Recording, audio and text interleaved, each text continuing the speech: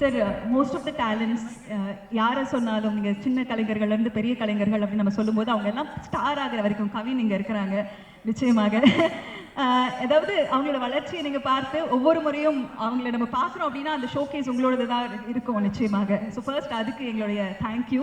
And இந்த படம் பற்றி சில வார்த்தைகள். வாழை சொன்ன அடுத்த நிமிஷம் விதைக்கும் போது என்ன தோணுச்சு? வந்திருக்கும் அனைவர்களுக்கும் நன்றி. வாழை அப்படின்ற டைட்டில் கேட்கும்போது எனக்கு ஒன்று தான் ஞாபகம் வருது, வாழையடி வாழையாக. நான் விஸ்காம் படிக்கும்போது பாலுமகேந்திரா சார் வந்து எங்களுக்கு கிளாஸ் எடுப்பார். அதுக்கப்புறம் அதோட தொடர்ச்சியாக என்னமோ ராம் சார் தான் முதல்ல ரொம்ப நண்பராகி, ராம் சாரோட படம் தான் நாங்கள் ஃபஸ்ட்டு பேசிகிட்டு இருந்தோம். அது வந்து ஒரு 2 இயர்ஸுக்கு மேலேயே ஒரு கதை பேசுவோம். டெய்லி வந்து ஒரு 5 கதை சொல்லுவார். 5ல் 2 கதை டெய்லி ஓகே பண்ணுவோம். ஆனால் அவருக்கு பிடிக்காது. அது என்னோ இந்த ஸ்கூலை மட்டும் அவங்கள நம்ம கன்வின்ஸ் பண்ண வேண்டியிருக்கும், ஒரு கதையை நீங்கள் பண்ணுங்க, இந்த கதையை பண்ணுங்க அப்படின்ட்டு. ஸோ அப்படி இருக்கும்போது தான் மாறி மீட் பண்ணும்போது ஒரு சின்ன கதை இருக்குது, இதெல்லாம் நீங்கள் பண்ணுவீங்களா அப்படின்னு கேட்டாங்க. கதையை கேட்டோம், ரொம்ப பிடிச்சிருந்தது. ஆனால் ஒரே ஒரு கண்டிஷன் தான் வச்சோம், அது அவருடைய பயோபிக். ஆனால் வந்து அவர் ஃபஸ்ட்டு எழுதியிருந்த ஸ்க்ரீன் பிளேயில் அவருடைய பயோபிக்னு சொல்ல அவர் விரும்பலை. பட் அதை மட்டும்தான் நாங்கள் கேட்டோம். நிச்சயமாக நீங்கள் அதை சொல்லணும். ஏன்னா அவருடைய படங்களில் நிறைய, அதை நான் அரசியல்னு சொல்ல மாட்டேன், அதில் அவர் ஒரு சமூக பார்வையை முன்வைக்கும் போது நிறைய பேர் கேள்வி கேட்குறாங்க, ஏன் இதெல்லாம் தேவையானி?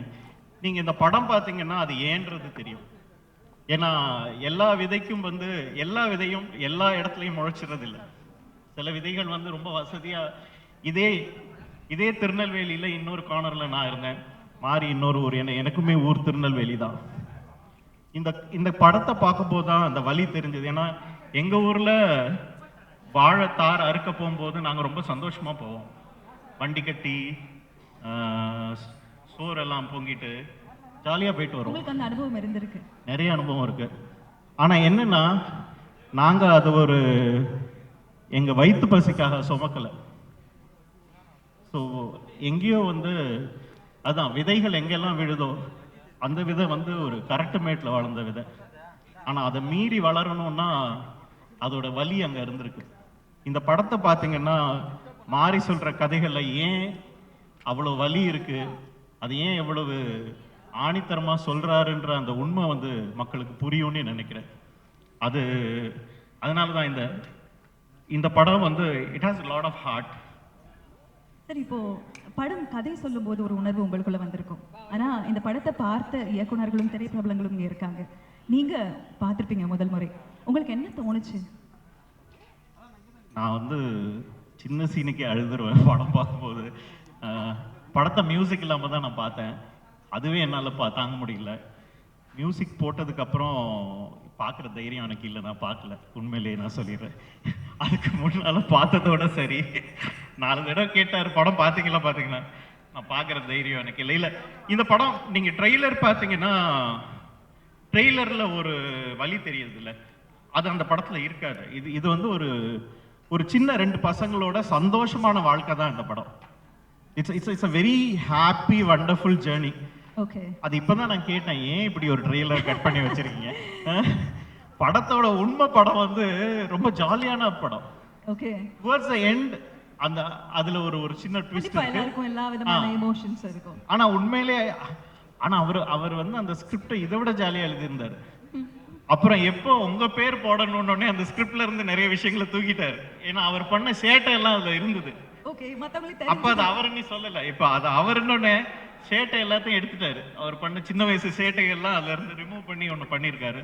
பட் தேங்க்யூ மாரி. So one சேட்டை you want to share, ஏதாவது ஒரு பியூட்டிஃபுல்லான விஷயம் கண்டிப்பா மாரி செல்வராஜ் சாரோட சீக்ரெட்ல நான் அதை சேர்த்துக்கிறேன். வேண்டாம், அது அவ்வளோ சார் நான் உங்ககிட்ட எதிர்பார்க்கல சார். இல்ல, அது சின்ன வயசுல ஆத்தோரம் குளத்தோரம் எல்லாரும் பண்ற சேட்டைகள் தான், அதனால அது வேண்டாம். ஓகே சார், ஒரு ஸ்லைஸ் ஆஃப் லைஃப் நீங்கள் சொல்ற மாதிரி ரொம்ப ஹார்ட்ஃபுல்லாகவும் இருக்கும், அதே சமயத்தில் ஒரு எமோஷனும் இருக்கும் அப்படின்னு சொல்லியிருந்தீங்க. வாழை மிக அழகாக ஆகஸ்ட் 23ஆம் தேதி திரையரங்கில் நாங்கள் எல்லாரும் பார்க்கறதுக்காக காத்துட்ருக்கோம். Thank you so much sir. Thank you so much.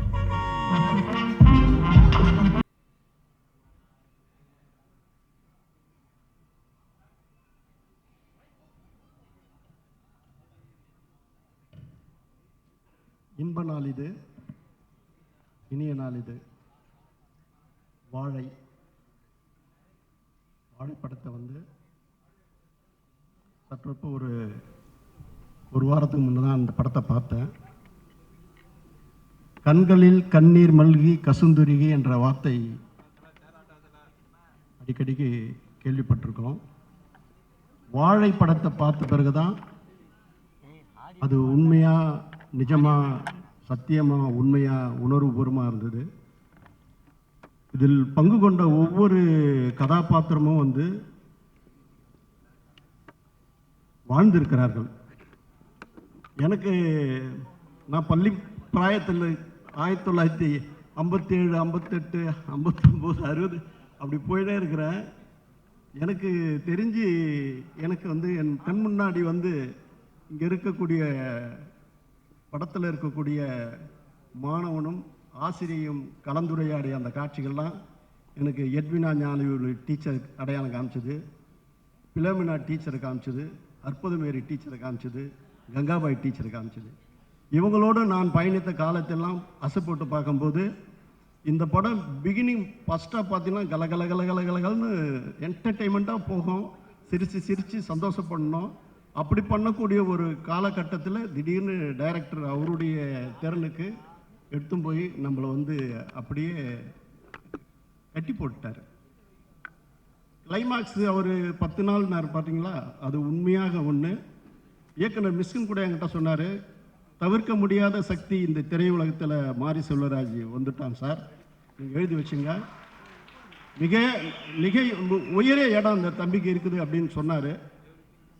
அதை நான் வந்து படம் பார்க்கும்போது உண்மையிலே அந்த வார்த்தை மெய்ப்பத்துது. உடனே மிஸ்கினுக்கு ஃபோன் பண்ணி நீ என்ன சொன்னியோ அதுதான் அந்த படத்தில் இருக்குது, அதை மாரி செல்வராஜ்கிட்டே சொல்லி புலங்காங்கி அடைந்தேன்.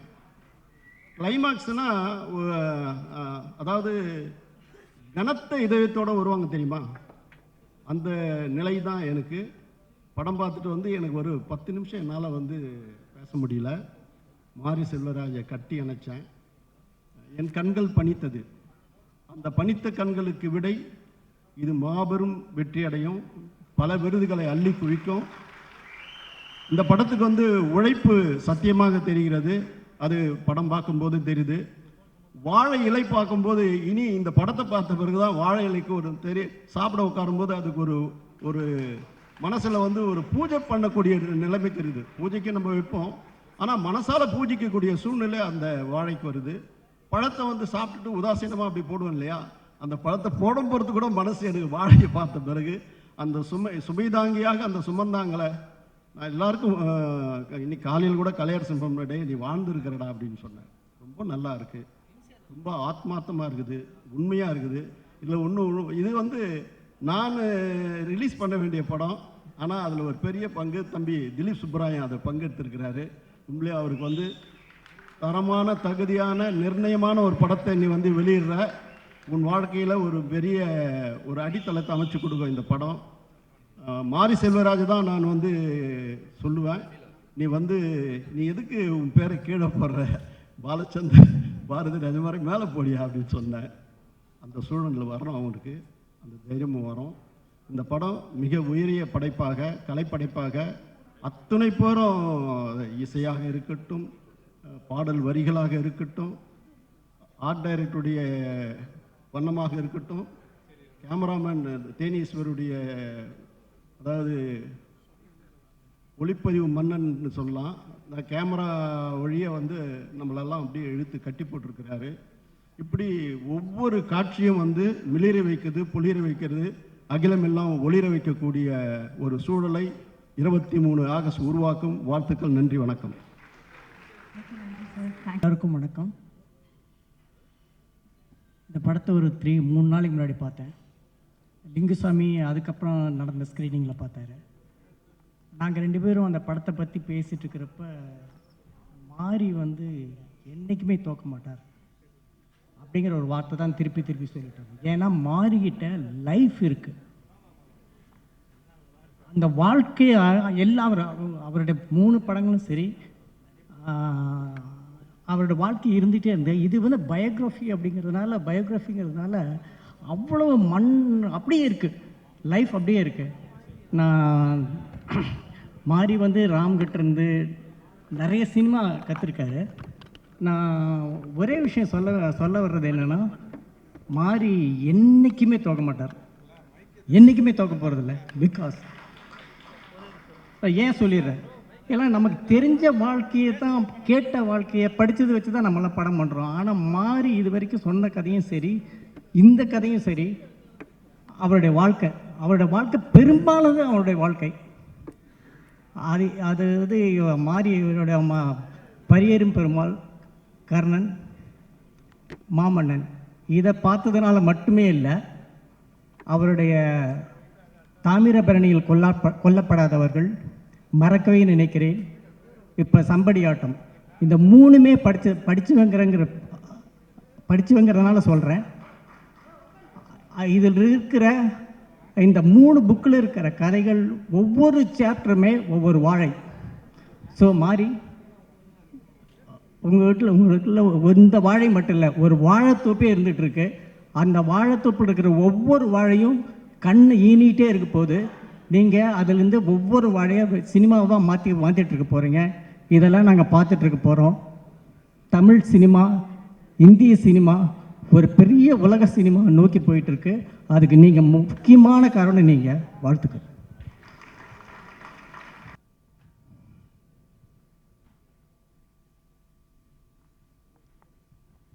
எல்லாருக்கும் வணக்கம். எங்கே ஆரம்பிக்கிறது எனக்கு தெரியல. மாரியை பற்றி பாரதிராஜ் அவர்கள் பேசுகையில், Maari has come to stay and Maari is going to be recognised throughout the வேர்ல்டுன்றது மிகைப்படுத்திய சொல்லல, உண்மையான சொல். படத்தை பார்க்கும்போது ரொம்ப பிடிச்ச வசனம் என்னென்னா, படத்தை பற்றி நிறையா சொல்லணும், அதை நிச்சயமாக சொல்லுவேன். வந்து சிறுவனின் தாயார் சொல்லும்போது, சிறுவனான மாரி அவர்களின் தாயார் சொல்லும்போது, 5 வயசாக இருந்தாலும் 50 வயசாக இருந்தாலும் உழைப்பை சொல்லித்தரணும்னு சொன்னாங்க. அந்த உழைப்புக்கு என்று உறுதியான நேர்மையான உழைப்புக்கு வெற்றி உண்டு என்பதை சித்தரித்து காட்டுகின்ற படம் தான் வாழை. அதில் இன்னொன்று என்னென்னா, துவண்டு போய் தோல்வியை கண்டு துவண்டு போய் வாழ்க்கையில் வீட்டில் அமர்ந்திருப்பவர்களுக்கெல்லாம் தட்டி எழுப்புகின்ற படமாகத்தான் வாழை அமையும். ஏன்னா ஒரு ட்ரொமேட்டிக் சுச்சுவேஷன். நீங்களாம் படம் பார்க்காதவங்களுக்கு வாட் இஸ் தேர் இந்த மூவி. அந்த ட்ரொமேட்டிக் சுச்சுவேஷனில் after losing a lot of people, இந்த ஹோல் வில்லேஜ், ஹோல் ஹவுஸ் எல்லாம், அந்த சுச்சுவேஷனை விட்டு மீண்டு வந்து தன்னுடைய சினிமாவின் மோகத்தை, கர்ச்சீஃபை முகந்து பார்த்த அந்த மோகத்தை, அந்த சினிமா மோகத்தை வளர்த்து கொண்டு சினிமா எடுக்கணும்னு வந்து மிகப்பெரிய ஒரு இயக்குனர் வந்து அமர்ந்திருக்காருன்னு சொன்னால், it is not an easy task. ஒருவர் இழப்பது என்பது, அந்த இழப்பிலிருந்து மீள்வது என்பது மிக மிக கடினம். என்னுடைய மூத்த சகோதரனை முதல் நான் இழந்தேன், தந்தையை இழந்தேன், மிகப்பெரிய சோகம். படப்பிடிப்பில் தளத்தில் இருக்கும்போது என் தந்தை இழந்தேன். அதிலிருந்து மீண்டு வருவதற்கு முன் ஒரு ஆக்சிடெண்ட்டில் எங்கள் அண்ணனை இழந்தேன். என் அண்ணனை இழந்த பிறகு எங்கள் தாயார் வந்து வீட்டவிலேருந்து அவங்க ரூம்லேருந்து வெளியே வரல. நான் வந்து தலைமகன் இழந்த சோகத்தை வெளிக்காட்டாமல், அந்த சோகத்தை உள்வாங்கி, வேண்டுமென்றே நடக்காமல், எழுந்து நடக்கவே மாட்டேன் என்ற உறுதியோடு இறுதி வரை இருந்து மறைந்தவர் தான் என் தாயார். என் மைத்துனர் இழந்தேன். இப்படி வரிசையாக நிறைய பேர் இழந்த பிறகு ஒவ்வொரு முறையும் நான் கற்றுக்கொண்ட பாடம், ஒரு சோகத்தை மனதில் இருந்தால் கூட அந்த சோகத்தை விட்டு மீண்டு வருவதற்கு பல நாட்கள் ஆகிவிட்டன. அந்த சோகத்திலிருந்து மீண்டு வந்து நீ என்ன நினைத்தாயோ, எதை சாதிக்க நினைத்தாயோ அதை சாதிக்க வேண்டும், நீ என்ன கொண்டு வாழ்வோம் தான் மனிதன். அந்த மனிதனாகத்தான் மாறி செல்வதை நான் பார்க்குறேன். ஏன்னா பல பேருக்கு இந்த படம் வந்து ஒரு பாடமாக தான் அமையும். ஏன்னா வாழ்க்கையில் என்ன பார்த்திங்கன்னா, நான் வந்து ஒரு வசதியான குடும்பத்தை சேர்ந்தவன் நான் அல்ல. பார்க்குறதுக்கு பால்மேன் ஷர்ட்டை போட்டு இன்றைக்கி நிற்கலாம். ஆனால் அதுக்கு பின்னாடி எவ்வளோ ஒரு வழி இருந்திருக்கின்றத தைரியமாக சொல்லியிருக்கின்ற மாரி செல்வராஜுக்கு என்னுடைய வாழ்த்துக்கள். இங்கே இருக்க பல பேரும் அப்படி தான் வந்திருப்போம்.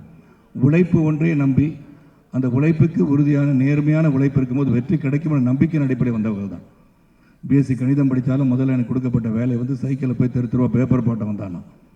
நான் வானத்திலிருந்து குதிச்ச நட்சத்திரம் கிடையாது. ஆனால் அந்த உழைப்பு உறுதியாக ஒரு சினிமாவுக்கு வரணும்னு சொல்லி, அந்த சினிமாவுக்கு வர வேண்டிய கட்டாயம், அப்புறம் வந்து நான் நிலைச்சி நிற்கிறேன்னு அது காரணம் ஒன்று உழைப்பு. அந்த உழைப்பு தான் இந்த படத்தில் காட்டப்பட்டிருக்கு. இதில் நடித்த 2 சிறுவர்கள் இதில் பல stages of his life has shown. இந்த பயோபிக்னு சொல்லும்போது thanks to Hotstar for taking this subject and bringing it to life and reality. ஏன்னா ஒவ்வொரு பருவத்தை நான் மாறிட்டு படம் பார்த்து வந்தோன்னு சொன்னேன். எல்லாருக்குமே என்னை உள்பட பள்ளிக்கூடத்தில் படிக்கும்போது 8ஆம் கிளாஸ்லேயே ஒரு டீச்சரை லவ் பண்ண வந்தானா. அது டீச்சர் லவ் பண்ணதும் காவியில் போயட்டிக்கா there is some interest in that teacher என்பதை ஒரு சிறப்பாக காட்டியிருப்பது மாதிரி. ஏன்னா அந்த கர்ச்சீஃபை கொண்டு போயிட்டு அப்புறம் உண்மை நிலையை உணர்த்த வேண்டும் என்று சொல்லி நான் உங்கள்கிட்ட நான் எடுத்தது உங்கள் கர்ச்சீஃப் தான் சொல்லி திருப்பி போய் கொடுக்கும்போது அவங்க அதை கொடுத்தவன அந்த சிறுவனின் முகத்தில் இருக்கிற மகிழ்ச்சியை பார்க்கும்போது இதெல்லாம் nuances of happiness during school days இதெல்லாம் ரொம்ப சிறப்பாக காமிச்சிருக்காரு. பல விஷயங்கள் சொல்லிகிட்டே போகலாம். மாதிரி மதரா நடிச்சிருக்கோம், எக்ஸ்ட்ராடினரி பெர்ஃபார்மன்ஸ், உண்மையை வாழ்ந்திருக்காங்க தான் சொல்லணும். எல்லாத்தோட இறுதி காட்சியில் பசி ஒரு மனிதனை எங்கே கொண்டு போய் சேர்க்கிறதுன்னு ஒரு காட்சி காமிச்சிருந்தார். இந்த பசின்றது காலையிலேருந்து சாப்பிடல, வேலைக்கு போன அம்மா சொல்லியாச்சு, காலை உணவும் தந்திருக்கிறேன், மதிய உணவும் தந்திருக்கின்றேன், நீ வரும்போதும் உணவு அனுப்பி விட்டு வா என்று சொல்லி 3 சட்டி கொடுத்து அனுப்பிச்சிடுறாங்க. ஆனால் அதையும் சாப்பிடாம பள்ளிக்கூடத்துக்கு போயிட்டு திரும்பி வராப்புல பசி என்ன பண்ணுறதுன்னு தெரியாமல் ஒரு வாழைத்தோப்பொழியால் வரும்போது அந்த வாழை அறுத்து தலையில் சுமந்த அந்த சிறுவன் ஒரு பழத்துக்காக இங்கே தானு சார் பேசும்போது சொன்னாங்க, ரொம்ப ஈஸியாக பழத்தை சாப்பிட்டு தோலை தூக்கி போட்டுறோம், இனிமேல் போட மாட்டோன்னு. ஏன்னா போட்ட பிறர் வலிக்கு விழுந்துருவாங்க சார், அதனால் போடாமல் இருக்கிறதே நல்லது அந்த தோலை சொன்னேன். அப்போ அங்கேருந்து வீட்டுக்கு வந்த பிறகு அவங்க அம்மா இங்கே வந்தோடனே அந்த ஓலை சத்தங்கள் என்ன நடந்திருக்கு, அந்த ஒரு shock which was given to all of us இந்த தியேட்டர். அது முடிஞ்சு அதுக்கப்புறம் அங்கே போய் உட்காந்து அந்த பசியை என்னதான் வெளியே நடந்துட்டு இருந்தால் கூட அந்த சிறுவனுக்கு ஒரு பசியை அடக்க முடியாமல் அந்த பழஞ்சோரை எடுத்து தட்டில் போட்டு சாப்பிடும்போது உண்மையிலே you brought tears into my eyes மாதிரி. It's extraordinary sir. அதை என்னதான் சோகங்கள் இருந்தால் கூட அவனுக்கு பசி முடியல. அந்த பசி, அந்த உண்மையான பசி தான் இன்னைக்கு வாழை. அந்த பசியை உணர்ந்து இந்த பசியை போக்குவதற்கு நாம் எடுத்துக்கொண்ட அந்த முயற்சியில் அவர் என்னெல்லாம் எண்ணங்கள் இருந்தது அந்த எண்ணத்தில் வெற்றி பெற வேண்டும் என்று மாரி செல்வராஜ் எடுத்ததில் உண்மையிலே is going to be a great director. We got many stalwarts sitting in front. Mari is one among the best directors I've ever seen, and Rajit sir, everybody who is here. You are doing yeoman service to the industry and hats off. இந்த படத்தை எல்லாரும் தியேட்டரில் போய் பாருங்கள். And ஒன்று தான், உழைப்பு, உறுதி, நேர்மை இருந்தால் வெற்றி நிச்சயம் என்பது உறுதி. நன்றி, வணக்கம். Thank you so much sir. சில இயக்குனர்களோட படங்கள் பார்த்துட்டு வந்ததுக்கு அப்புறம் நமக்கு தூக்கமே வராது. அப்படி அந்த கதாபாத்திரங்களுக்காக நமக்குள்ள ஒரு சிம்பத்தி, ஒரு எம்பத்தி என்றைக்குமே இருந்துக்கிட்டே இருக்கும். அப்படி